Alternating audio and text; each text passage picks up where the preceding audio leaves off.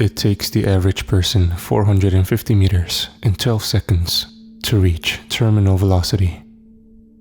The building that I was jumping off of was 500 meters tall, to be safe, about the height of the World Trade Center Tower in New York, although it was a whole lot less sturdy than that. 12 seconds feel longer when there's nothing around but the open air. I counted the seconds with single-minded intensity, like I had been trained, refusing to let a single one slip through my fingers. 1, 2. The moment where my feet left the tower was always the most disorienting. I had done this dozens of times, but there was still that moment of instinctive panic, where my lizard brain knew that I was about to become nothing more than a smear of blood and viscera. I was hurtling towards the ground at terminal speed without a parachute, and that sort of fear isn't something that just goes away. I love it, honestly. It's a rush that nothing else can match. 6, 7. I knew I was screaming because of the soreness in my throat, but I couldn't hear it over the sound of my thundering heartbeat. The sky, previously boundless, lost its infinity to the third blow. 10, 11. I could feel something changing, see the wrongness in the wind currents. There was a boom that resonated in my bones, and just before I hit the earth, I shifted just barely out of sync with the rest of the world. 12. Free fall. Let's back up a little. Actually, let's back up a lot. All the way to the beginning. The theory of the Big Bang, at its core, the idea that everything was created in the debris of an explosion that we're still riding the waves of billions of years later. But the thing about explosions, especially cosmic ones, is that they can never quite be predicted. The nothingness that came before was ripped apart to create the building blocks of the world. With that came just a bit too much pressure. Rips formed, tiny in comparison to the vastness of space, like stretch marks across a hip. Our existence has always been fragile, balanced as it is between the lethal cold above and the burning magma below, held in by something as ephemeral as gravity, all of it contained between the blip of time that is a universe. Those tears just make it possible for humans to topple the precarious stability and end up somewhere else, somewhere that has never known the light of a star. One such tear is in the outback of Australia. It was only discovered because of a skydiver with a faulty parachute. He disappeared into thin air, and his friend caught it on camera, and then somehow managed to make people take it seriously. There's probably more, somewhere in the world, but we haven't found them yet. Everything beyond the tears, we call the shade. By we I meant me and the rotating crew of scientists, engineers, and politicians that facilitated my trips into the tear. The worst part about the tower was always getting my gear to the top. There wasn't enough room up there for me to get into my suit, so I had to do it on the ground with the help of about a dozen techs.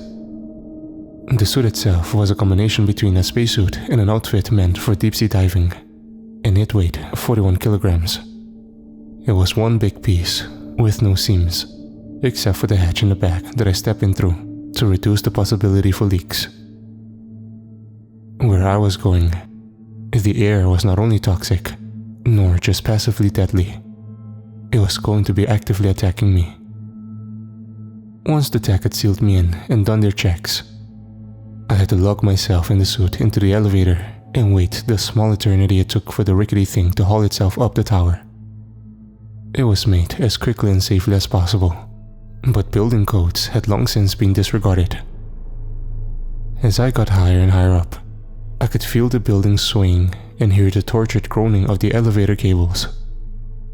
My muscles were burning from the strain of holding up the suit by the time the door stayed open. When I got to the top, they hooked me up to a tether and directed me to stand at the edge of the roof. The tether took up most of the room because of how long it was, even stacked and coiled up carefully. I was handed a mouse in a small sealed container and told to attach the container to the belt around my waist.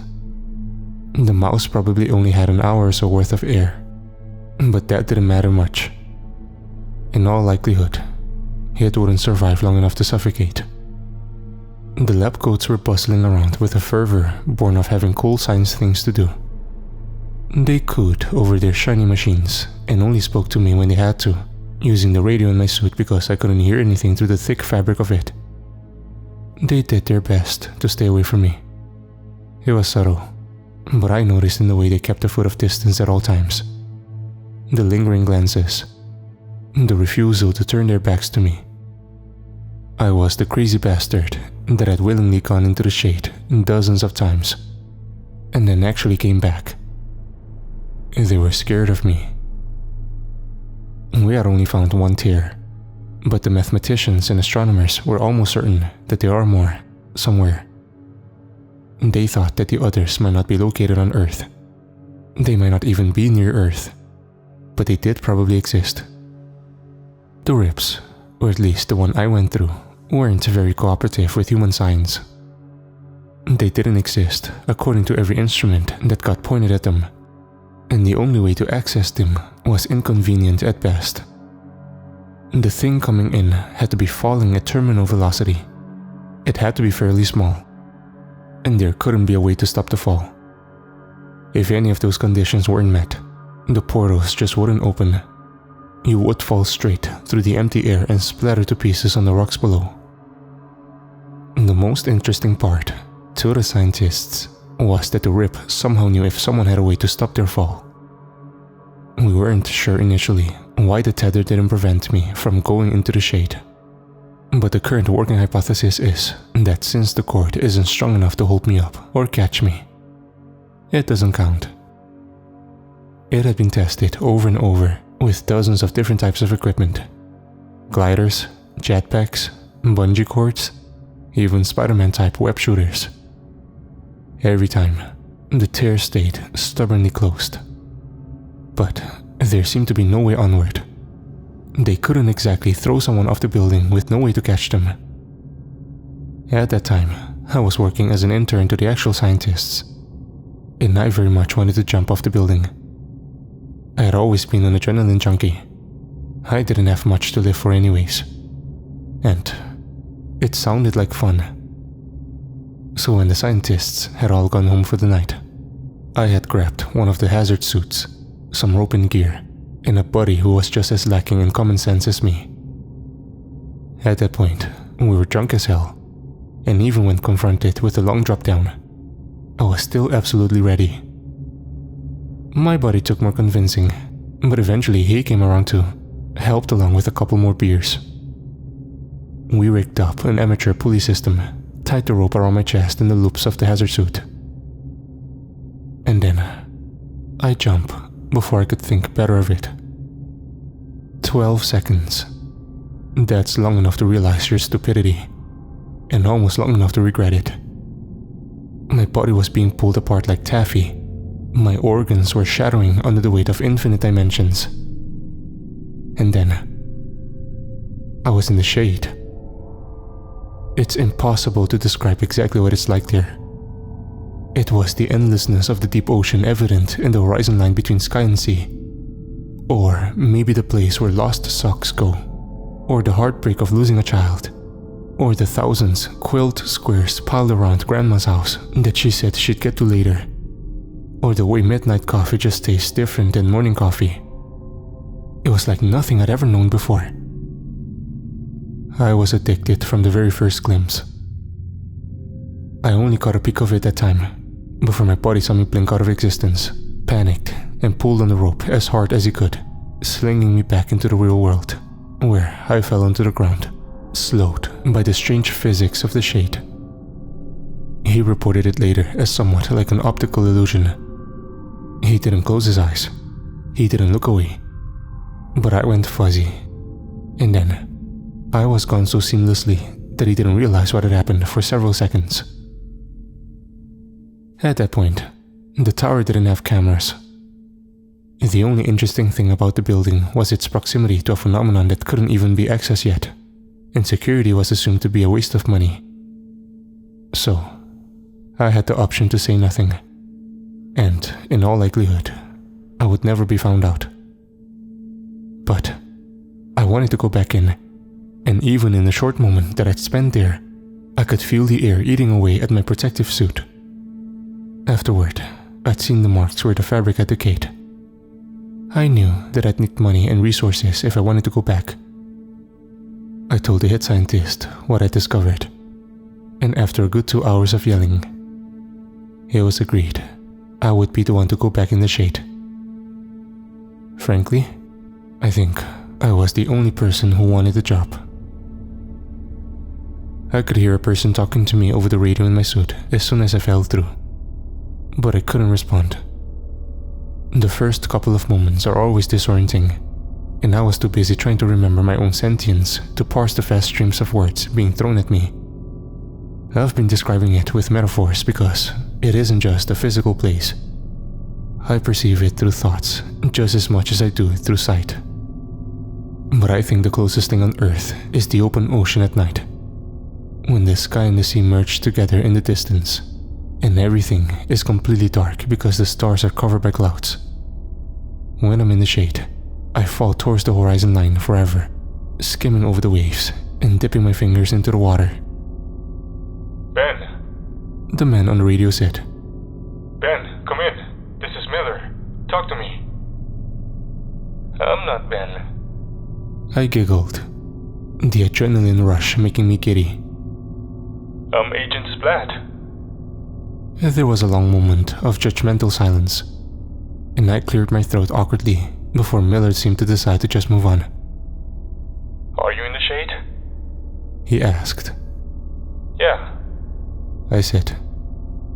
To me, it felt just like I was floating, but I knew from the readings on my suit and tether that I was in fact falling, very fast and getting faster every second. Miller made a sound of approval. Okay, then release the mouse when you feel ready. I acknowledged him and unhooked the compartment from my belt. It was made out of clear glass, so I could see the mouse inside, small and white-furred. The way it cowered against the floor of its cage made me feel slightly guilty. I'd had a couple pet mice as a child, and I knew that something bad would happen when I opened the container, even if I didn't know exactly what it would be. Still, I had a job to do, so I pressed the button on the side and exposed the mouse to the shade. Instantly, its fur started to decay, flaking away from its body. When all the hair was gone, it was like the shadows around me reached out and sank into its skin. It squeaked in terror, black streaking across its skin like a lightning, the muscles under its skin bulging and contorting. I could see shadows in its breath every time it inhaled, its tiny chest heaving. It turned to look at me, its red eyes rimmed with the darkness of the shade, and crumbled into dust. The dust billowed out and settled onto my gloved hands. Report. Miller asked, his voice uncharacteristically gentle. Are you hurt? My hands were shaking, sending up little plumes of dead mouse dust. I'm okay. The mouse. It's dead. Obviously. Miller said, his concern overwhelmed by irritation. We knew that would happen going in. Details, Ben. Right. I took a deep breath, which wasn't very grounding, considering the canned air I was breathing. It's sort of twisted. Like its skin was the wrong shape for its organs. And then it dissolved. Miller said something else, but I didn't hear it, because I was staring at the black powder that used to be a mouse. I had thought it was just on top of my suit, but now that I looked at it, It seemed to be embedded in it. No, not embedded, I realized. It was actually abrading the cloth, insinuating itself in the fibers. And it was still moving, still trying to get to my skin. Pull me out, I said, shaking my arms wildly because I couldn't think of anything else to do. Get me out of here, now! To his credit, Miller didn't ask questions. He just acted. Like in space or the sea, it's easier to move things in the shade. The tether, which would have snapped on Earth, was more than sufficient to pull me back up. The process of leaving is very different from going in. Just the intention of exiting and the cessation of falling seems to be enough, with no regards to how far I actually fell into the shade. It only took a couple seconds of the scientists back home pulling me up with the tether for the world to shift again. But they were the longest seconds of my life. I could do nothing but wait as my suit got thinner and thinner, and then tore entirely an instant before the world shifted again and I was back on Earth. I curled into a ball on the ground, getting dirt all over my suit and screaming from the pain. I spent 3 months in the hospital. The doctors had never seen injuries like mine before, and they had no idea how to treat me. The wounds were worst around my hands where the air of the shade had entered, but they covered my entire body. They felt like burns, and they came with vertigo so severe I couldn't stand up, and waves of dark dread that traveled up from my fingertips.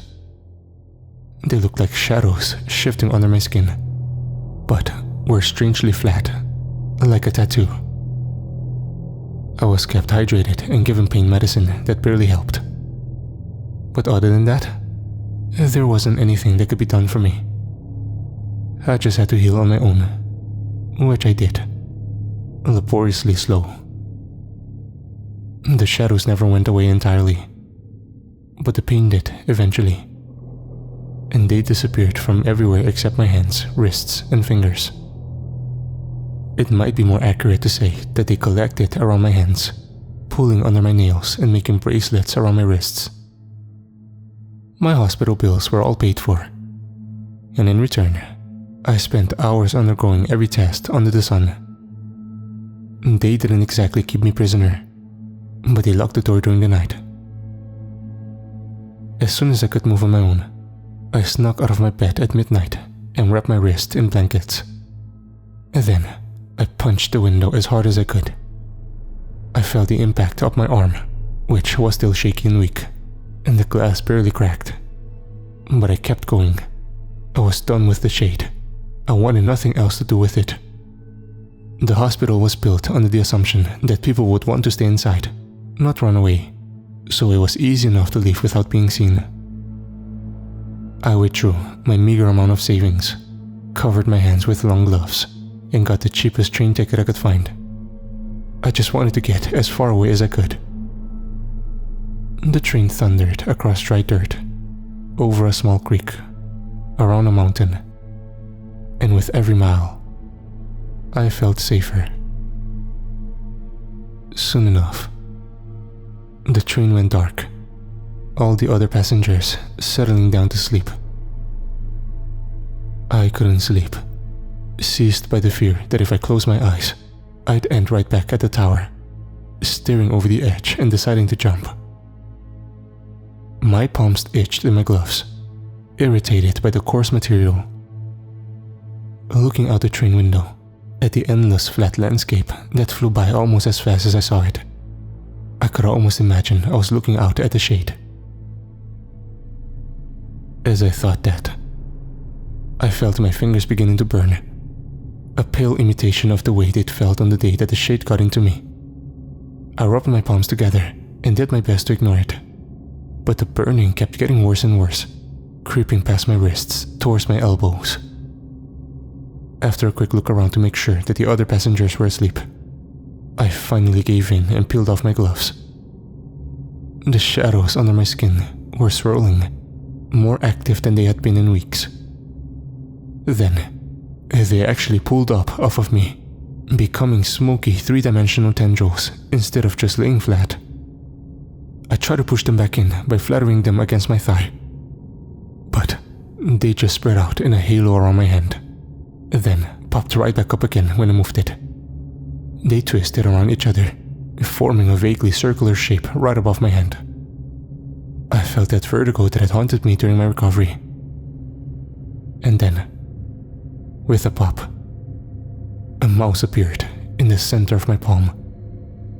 Shrieking, I threw it across the room, and I swear it sent me a look of utter betrayal an instant before it phased out of existence again.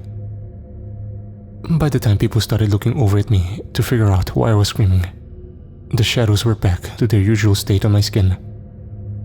Someone asked if I was okay.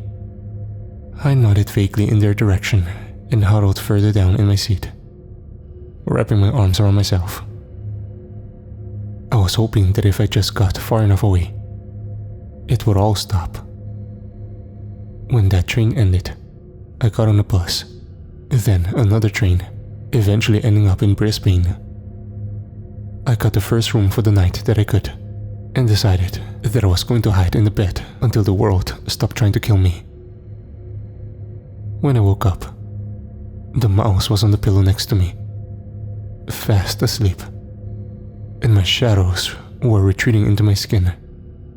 Its fur was standing straight up, like it had been shocked with static electricity, and it was covered in the same shadows that I was. I've always been told that my curiosity is going to get me killed one day. I poked the mouse with my finger. It, predictably, bit me. "Oh, fuck you," I said, cradling my injury to my chest. The mouse closed its eyes and went back to sleep. The damn thing was still unfairly cute. "I guess you need a name if you're going to keep showing up." The mouse didn't offer an opinion. After an extremely awkward glance, I discovered that she was female. "How about Nibbles? You certainly like to bite." After watching Nibbles for long enough that I was sure she wasn't going to do anything interesting, I got up to take a shower. There wasn't anything else to do. When I came out of the bathroom, Nibbles was gone again. She kept showing up throughout the next few days.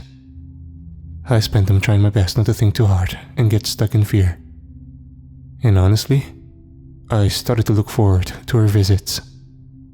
She was a vicious little thing, but she was also fluffy and warm, and she made me feel less alone. Her favorite spot to nap on was my shoulder, cuddled against my neck. She stayed longer each time, and the portal that formed with her arrival got bigger. I had fled away from the RIP because I thought that if I left, I could just go back to a normal life. Obviously that wasn't happening. And so on the 8th day since Nibble started appearing, I bought a burner phone and called Miller. It rang once, twice, 3 times. Just when I was starting to think that he wouldn't pick up, I heard the buzz of the line connecting. "This is Andrew Miller. Speak." I sighed, long and silent. "Hey Miller, it's Ben. There's some stuff going on that I think y'all would be interested in." "Where are you? I'm going to send a plane." He was back to his clipped and cold persona. "Brisbane." I was cringing away from the phone, like I was about to be called to the principal's office. "How did you get to..." "Never mind. Just go to the airport.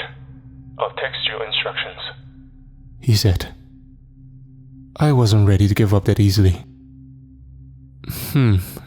I think you forgot the magic word," "Pretty please, with a cherry on top," he said, deadpan.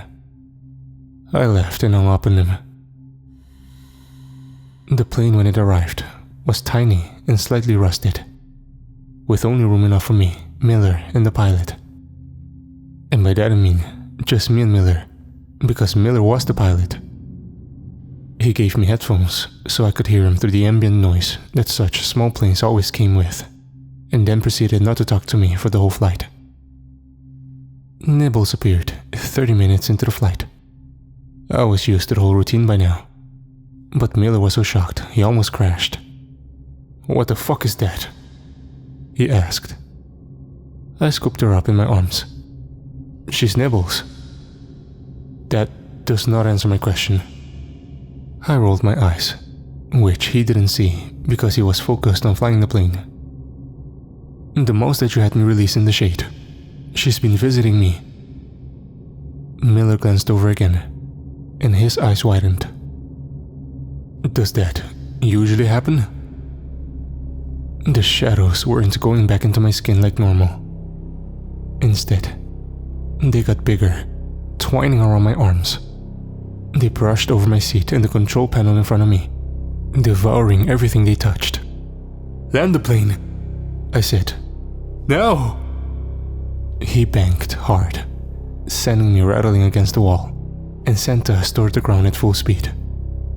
My seatbelt dissolved, and something important must have been destroyed, because the plane started shaking.